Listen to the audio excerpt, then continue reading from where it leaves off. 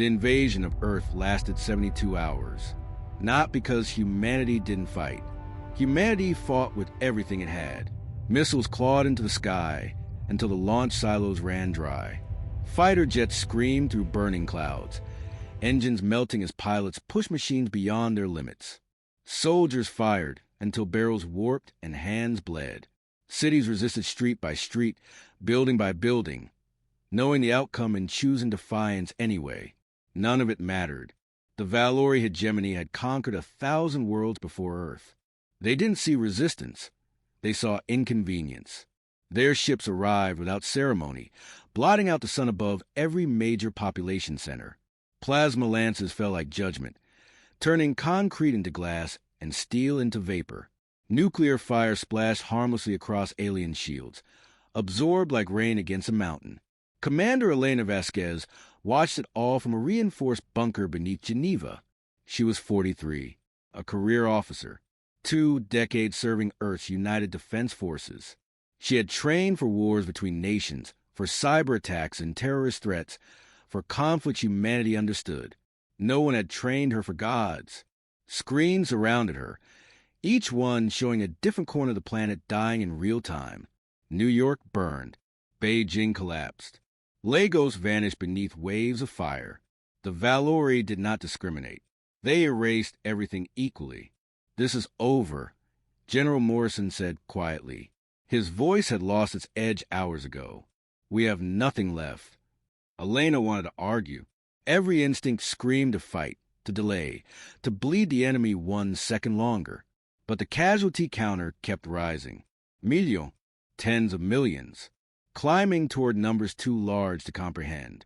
Children ran through streets that would be ash in minutes. "Broadcast a surrender," Elena said. Her voice didn't shake. That frightened her more than fear would have.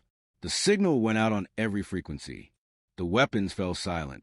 Humanity learned the next lesson. The Valori did not exterminate. They collected. 3 weeks later, Elena stood in a processing center with 10,000 other humans, all stripped of names and history.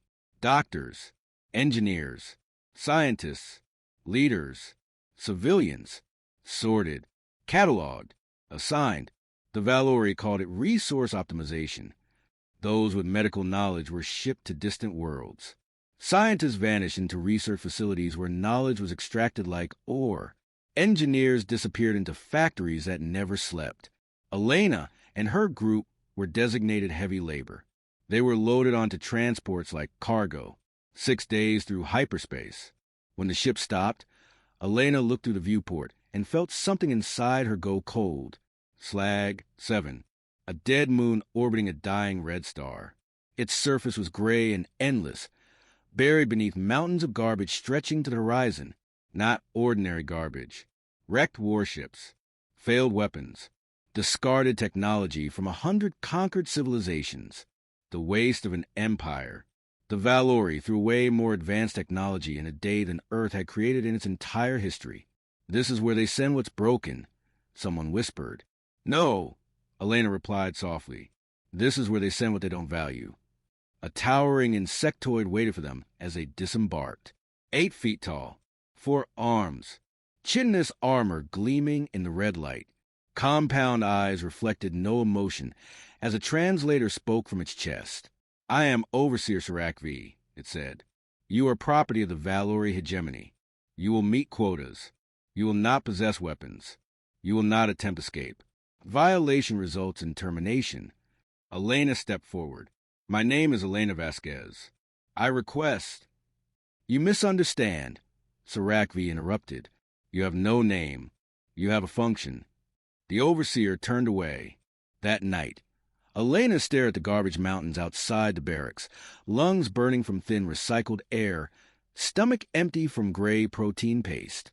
Humanity had fallen, but somewhere beneath the humiliation, beneath the loss, something refused to die. The Valori believed conquered species were broken. They believed scraps were worthless. They had no idea what humans did with scraps. And Slag 7 was full of them. Slag 7 did not try to kill the humans. That was the cruelest part. The air was thin but breathable, laced with metallic dust that burned the lungs slowly instead of tearing them apart. The gravity was slightly lighter than Earth's, just enough to make muscles ache in unfamiliar ways. The red star overhead never fully set, bathing the surface in a constant twilight that made time blur and sleep restless. It was not a death world. It was a work world, and the Valori Hijgemony intended to work humanity until it broke. Elena learned the rhythm of slavery within days. Wake to the siren. Eat tasteless protein paste. March to the processing fields beneath the watchful eyes of Valori guards. Sort, tag, dismantle. 12 hours of labor. Return to the barracks. Sleep if exhaustion allowed. Repeat. The garbage mountains were worse up close. They towered hundreds of meters high, layered with centuries of discarded technology, crushed hull plates from warships, burned out weapons, twisted machinery from civilizations that no longer existed as independent species. Every conquered world contributed to these piles. This is what victory looks like. Kofi Asani muttered on their first shift. Elena glanced at him. You were an engineer, right? Power systems, he replied. European Space Agency. Designed reactors that could run a city for a year. Now, he wore the same gray labor uniform as everyone else and hauled scrap like an animal. They worked in assigned units of 50, overseen by hovering drones and distant Valori supervisors who never dirted their claws. The humans were given crude scanners that identified materials worth reclaiming, exotic alloys, rare isotopes, intact components. Most of it was flagged for recycling. Some of it was simply marked discard again. That was when Kofi stopped. Wait, he said quietly. He crouched beside a half-buried object, a mangled ring of crystalline metal fused to a shattered housing. Elena frowned. Scanner says it's trash. Kofi brushed dust away with shaking fingers. His eyes widened. That's a shield emitter, he whispered, from a Valori destroyer. So on Earth, this would be the greatest scientific discovery in history, he said. Here, it's garbage. Elena stared at the object. It was cracked, burned, non-functional. And yet, they throw it away, she said slowly. Yes, Kofi replied, because they have more. That thought followed Elena back to the barracks that night. The Valori were unimaginably rich in technology. Their empire spanned thousands of systems. Their fleets were endless. They did not repair, they replaced. They did not optimize, they overwhelmed. They did not innovate, they consumed. On Earth, humanity had learned to make do, to stretch resources, to turn scraps into tools and tools into weapons. Scarcity had shaped human history. The Valori had never known it. That was their blind spot. 3 nights later, Elena gathered a small group in the dim corner of Barrack C-12. 37 people. Former officers, scientists, engineers. Leaders stripped of authority but not experience. We need structure, Elena said. Schedules, roles, quiet cooperation. For what? Henrich snapped. We are slaves. We will die here. Because we are human, Elena replied. And humans don't stop thinking just because someone tells them to. Most were skeptical. Some were hopeless. But hopeless people still listen when given something to hold on to. The next day, Kofi brought her another find. Then another, a targeting sensor with intact calibration arrays. A fractured power coupler that still held residual charge.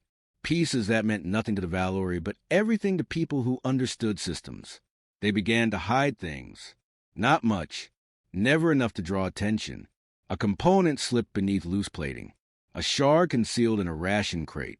A frequency modulator tucked into waste processing. They called it hoarding. The Valori barely noticed. Why would slaves hoard garbage? One overseer remarked during patrol. Sentiment. Another replied dismissively. Primitive behavior. Elena smiled inwardly. At night, knowledge flowed quietly. Doctors shared techniques to treat injuries without equipment. Scientists reconstructed alien schematics from memory and observation.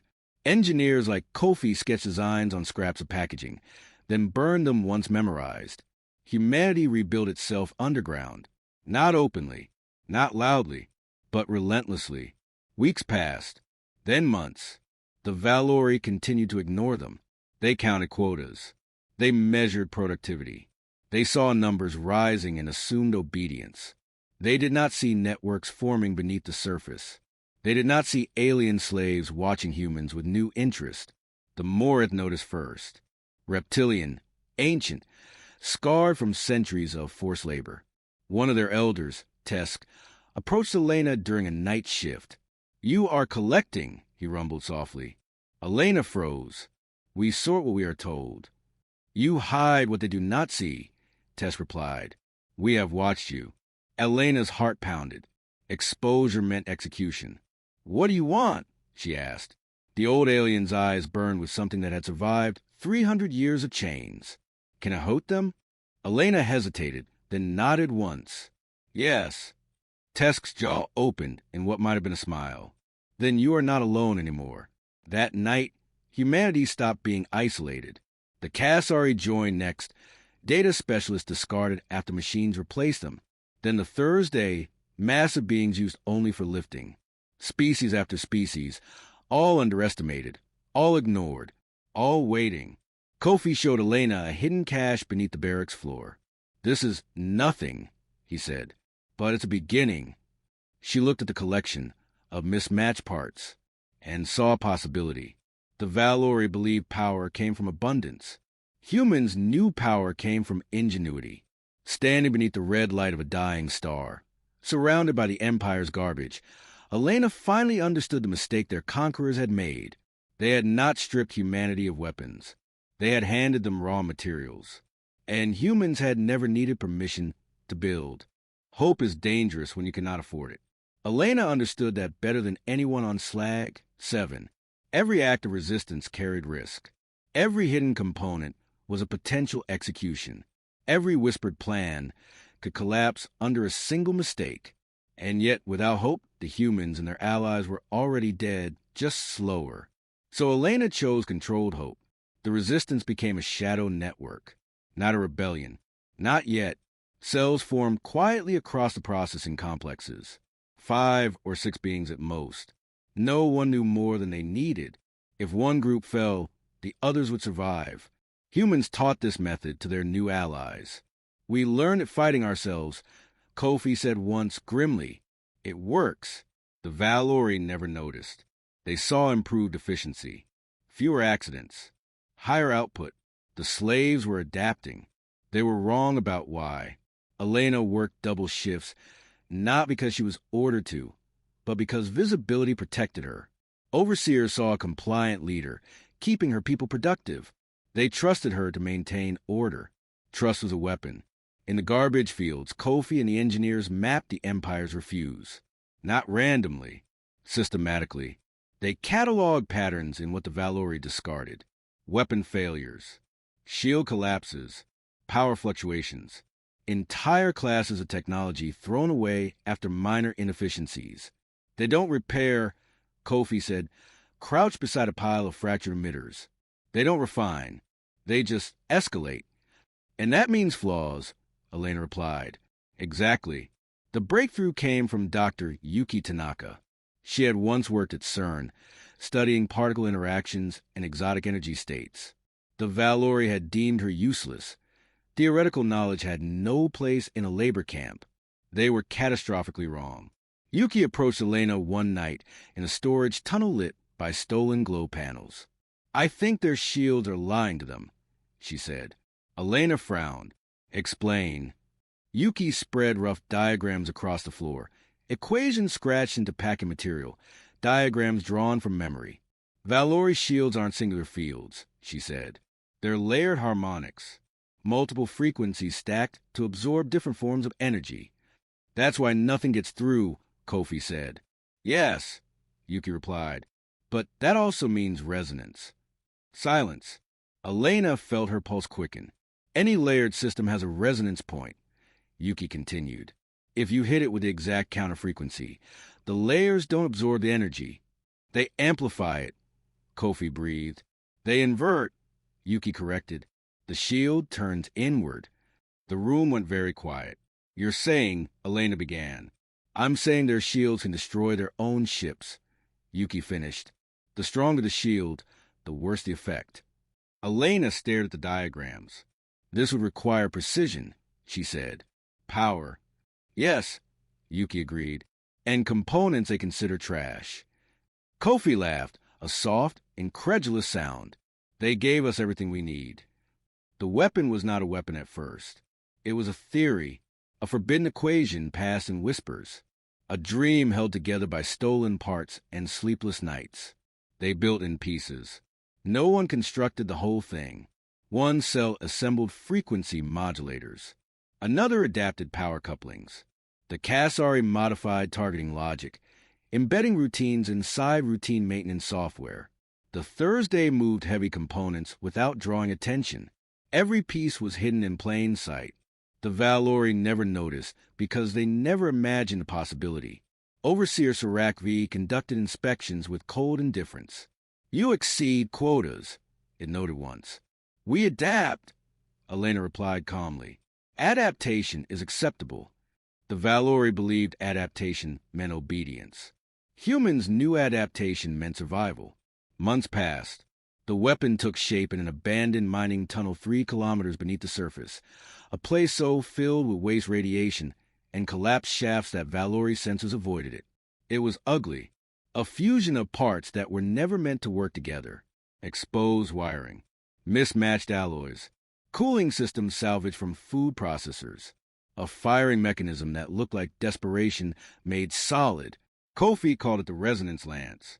The Morith named it the Fong of Freedom. Elena called it hope. Then came the mistake. A young engineer named Marcus hit a component poorly. A Valori patrol found it during a random inspection. Marcus was dragged away screaming. Elena learned within minutes. She walked into Overseer Sarakvi's chamber, knowing one wrong word would end everything. Explain, the Overseer said, holding the salvage regulator. He was hoarding. Elena said smoothly, trading components for favors. Sentimental behavior. Sarakvi studied her for a long moment. Primitive weakness. It said finally, punish him. Marcus took 20 lashes. He did not scream. That night, Elena knelt beside him as blood soaked the floor. I'm sorry, he whispered. No, she said. You were brave. The work did not stop. Fear sharpened them, tightened discipline. And when the resonance lance finally powered on for the first time, humming softly in the dark, Elena felt something she had not felt since Earth fell. Possibility. They were still slaves, still outnumbered, still one mistake away from annihilation. But now they had a way to make the Empire bleed. And the Valori had no idea that their garbage moon had become a forge for revolution. The resonance lance was never meant to last. Elena understood that the moment she stood before it in the hidden tunnel beneath slag. 7. It was powerful, yes, but fragile. A miracle built from desperation, held together by stolen components and sleepless determination. It would work. Once, maybe twice. After that, it would burn itself out or be destroyed. And that was enough. Yuki's calculations covered the tunnel walls in dense clusters of equations. The resonance window was narrow, so narrow that a fraction of % error would mean failure. If the frequency drifts, Yuki said quietly, the beam disperses. Or worse, it reflects. Into us, Kofi finished. No one spoke for a long moment. Can it be stabilized? Elena asked. Yuki shook her head. Not with what we have. Precision manufacturing would solve it. We don't have that luxury. We never have, Elena replied. We make it work anyway. They calibrated the weapon by hand. Not machines, hands. Engineers listened to vibrations through metal. Kasari specialists adjusted waveforms by feel, reading fluctuations through patterns others couldn't see. The Thursday anchored the structure with raw strength, absorbing stresses that should have shattered it. The weapon hummed louder each day. Above them, the Valori remained blind. They saw quotas rising, productivity increasing. The slaves were useful. Then the warning came. The Grand Fleet was coming. Elena received the message through a stolen Kasari relay. Encrypted Valori traffic, routine and careless. Fleet inspection. 100 warships. The flagship Eternal Dominion. Arrival in 3 months. Silence filled the chamber. 100 ships, Kofi said softly. The largest fleet in this sector, Yuki added. And they'll come here, Elena said, to remind us who owns us. The weapon was not ready. They needed 4 more months to stabilize the resonance lattice, to test power flows, to reinforce the barrel. They had 3. Arguments erupted. We wait, Victor insisted. We finish it properly. There won't be another chance, Yuki countered. A strike like this will echo across the Empire. If we fail, we all die, someone shouted. Elena listened. Then she raised her hand. If we wait, she said, we die quietly. If we strike, we might die loudly. Eyes turned to her. We didn't build this to survive forever, Elena continued. We built it to be heard. The decision was made. They accelerated everything. Double shifts, triple shifts, work cycles that left bodies shaken with exhaustion. The Valori noticed increased productivity and assumed obedience. They were wrong. Power cells were drained across the moon. Non-essential systems dimmed. Barracks grew colder. Meals grew smaller. No one complained. They knew what they were building. Sarakvi summoned Elena weeks later. Your productivity has increased, the overseer observed. We adapt, Elena replied. The Grand Fleet arrives in 30 cycles, Sarakvi said. Any disruption will be punished. Elena nodded. 30 days. The weapon reached full charge 3 days before arrival. 2 shots. That was all they had. The night before the fleet arrived, Elena stood alone before the resonance lance. Kofi joined her quietly. Do you think this works? He asked. No, she said honestly. I think we make it work. He smiled. Above them, the red star burned. Below them, slaves dreamed. The Valori had no idea that their inspection would become their reckoning. The Grand Fleet arrived without warning. Space above slag, 7 folded inward, reality tearing like cloth as hyperspace exits ignited across the void. 1 ship became 10. 10 became 50. 50 became a wall of metal so vast it blotted out the dying star. 100 warships, carriers the size of cities, battle cruisers bristling with weapons, destroyers and escorts arranged in flawless formation. At the center hung the Eternal Dominion. The flagship's shadow swept across the surface of the moon like a judgment. Sensors across slag, 7 lit up in panic as Valori systems activated, shields flaring to life. They did not expect resistance. They came to inspect property. Deep beneath the surface, Elena stood at the command console carved from scrap and stone. All stations, she said calmly. Report. Voices answered from the shadows. Power stable. Targeting aligned. Kasari network standing by. Morith crews in position. Thursday ready. Kofi's voice came last. Resonance lance charged. 2 shots available. Elena closed her eyes for half a second. 18 months of slavery. 18 months of hunger, fear, humiliation. This was the moment. A Valori transmission cut across every frequency, amplified and arrogant. Slaves of the Hijgemony. Boomed the translated voice of Fleet Admiral Kethvaros.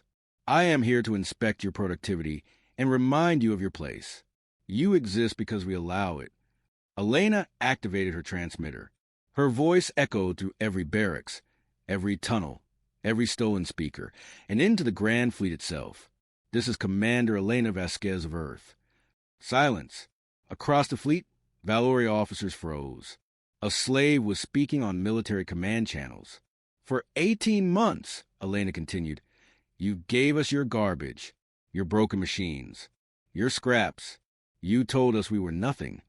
Her hand hovered over the firing control. Today, we return the favor. Fire, she said.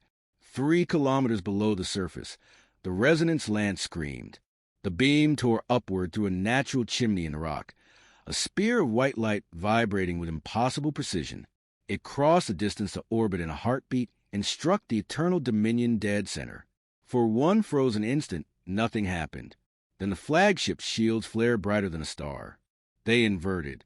Energy meant to protect turned inward with catastrophic force. Hull plating folded. Internal systems overloaded. The ship tore itself apart from the inside out. In 3 seconds, the pride of the Valori Hijgemony became a cloud of expanding debris. 20,000 Valori died without understanding how. The Grand Fleet froze. No one fired. No one moved. They had no doctrine for this.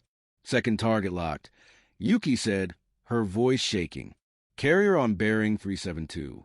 Fire, Elena ordered. The second beam lanced into space. Another ship died. Panic exploded across Valori channels. Formations broke. Commands conflicted. Shields flared uselessly as officers screamed for answers that did not exist. And then the Kasari virus activated. Targeting systems went dark. Navigation failed.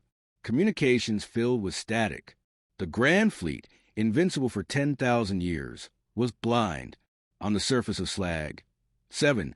The slaves rose. Morith crews seized processing facilities, crushing guards with tools meant for labor. Thursday ripped open hangars and blocked troop movements. Humans overwhelmed stunned Valori soldiers who had never expected resistance.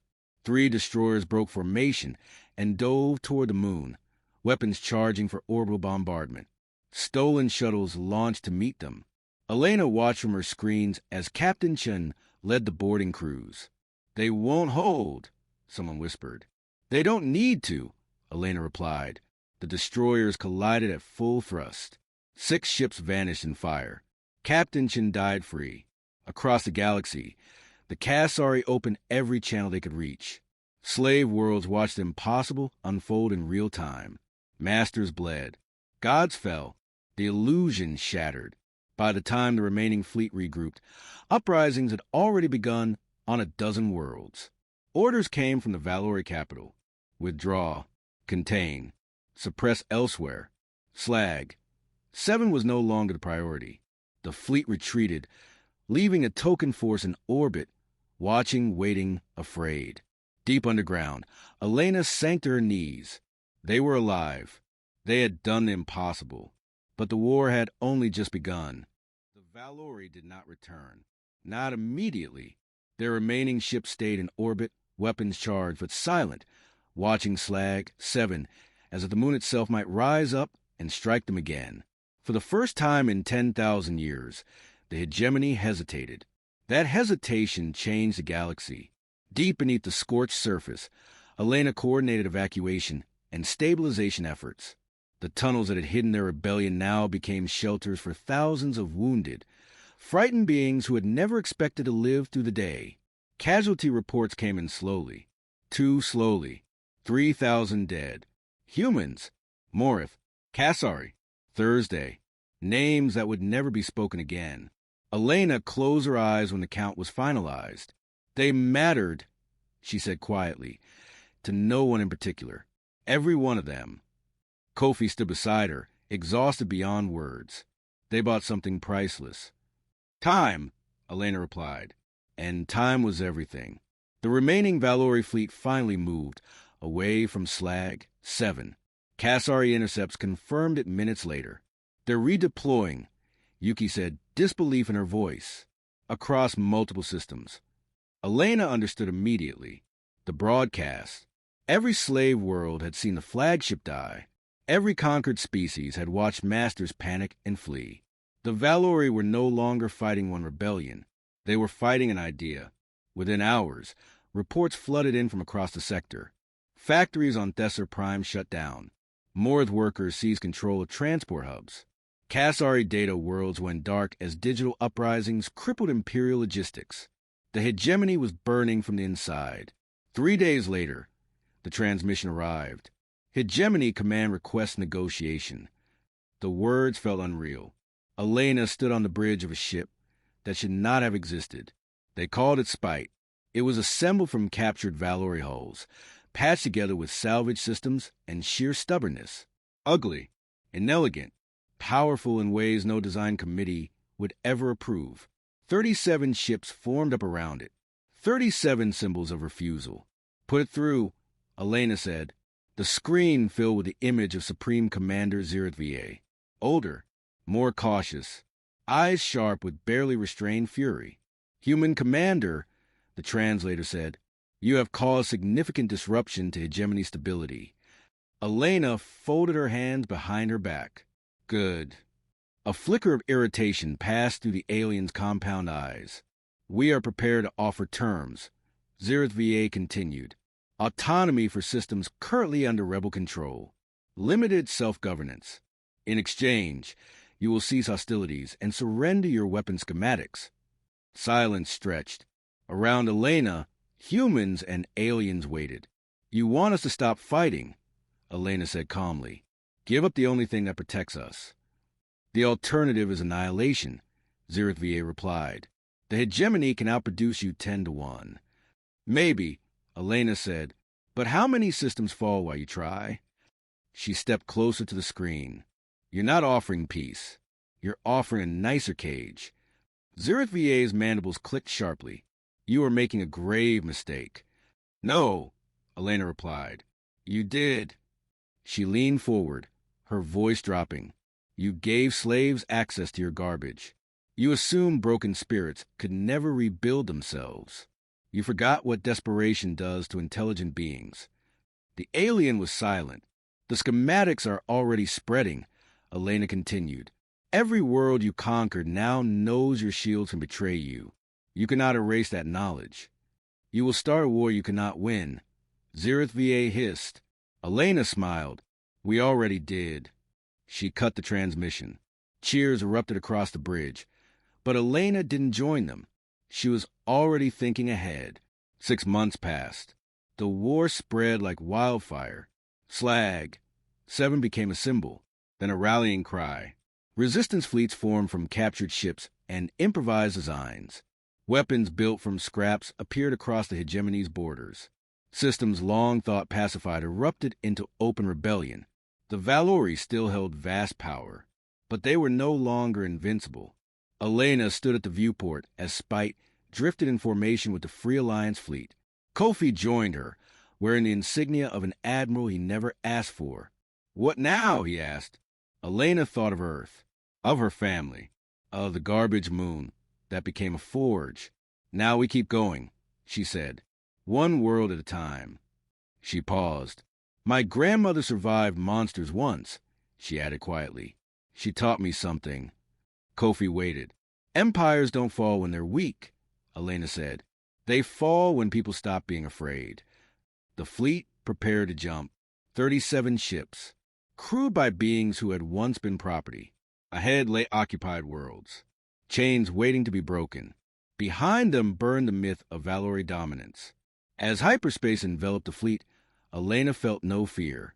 Fear was for those who still believed defeat was inevitable. Humanity had already learned the truth. They had been given scraps. And from scraps, they had built hope.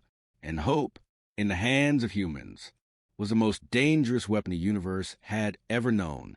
The galaxy did not fall silent after the war. It echoed. That was the first thing Admiral Elena Vasquez understood as she stood on the bridge of the Humanity Spite, watching hyperspace collapse into real space above Thesser Prime. The stars snapped back into focus, and with them came a sight no one in the old galaxy would have believed possible. Free ships. Hundreds of them. Not Valori. Not hegemony steel. Ships built from scraps, capture hulls, and impossible combinations of technology that had no business working together. Human frames reinforced with Kasari logic cores. Morith armor grafted onto former Valori cruisers. Engines tuned by Thursday gravity smiths that bent space-time just enough to cheat physics without breaking it. A fleet born from rebellion. A fleet born from garbage. Across the bridge, officers called out confirmations. Allied formations holding. No hostile signatures detected. Planetary defenses online. Free Alliance control confirmed. Thesser Prime was no longer a slave world. It was free. Elena let herself breathe. Not relief. Not joy. Something heavier. Something earned. The war had ended 3 standard months ago. Not with grand surrender ceremony or the collapse of every Valori stronghold, but with something far more devastating to an empire built on fear. Loss of belief. The hegemony still existed, fractured and bleeding, clinging to its core systems like a wounded predator. But a lie that had sustained it for 10,000 years, the lie of invincibility, was dead, and the galaxy knew it. News traveled faster than fleets ever could, on worlds Elena had never heard named aloud. Workers stopped their machines and looked at the sky differently, not with fear, with calculation. Because once you see a god bleed, you stop praying, you start planning. Admiral. Kofi Asani sat quietly beside her. She turned. He looked older now. Everyone did. War-aged people in strange ways. Some faces hardened, others softened. Kofi carried both. His hands still bore scars from the first weapon, the resonance lance, but now they rested calmly behind his back. "They're ready," he said. Elena nodded. "Open the channel." The symbol of the Free Alliance pulsed across the main display. A silver star cracked down the center, light shining through the fracture. Then the faces appeared. Not just humans. Morith elders with scarred scales and unbowed eyes. Kasari delegates, their voices synthesized but steady. Thursday representatives, massive forms framed carefully within the camera's limits. And dozens more, species of hegemony had classified as assets, labor types, biological units. Now they were leaders. "This is Admiral Elena Vasquez," she said, her voice carrying across systems. "This is the first full assembly of the Free Alliance Council." A pause. History inhaling. "We did not win because we were stronger," she continued. "We won because we refused to accept what the hegemony told us we were." Images flicker across the screen. Slag 7, still scarred but alive. Captured Valori ships being stripped, rebuilt, repurposed.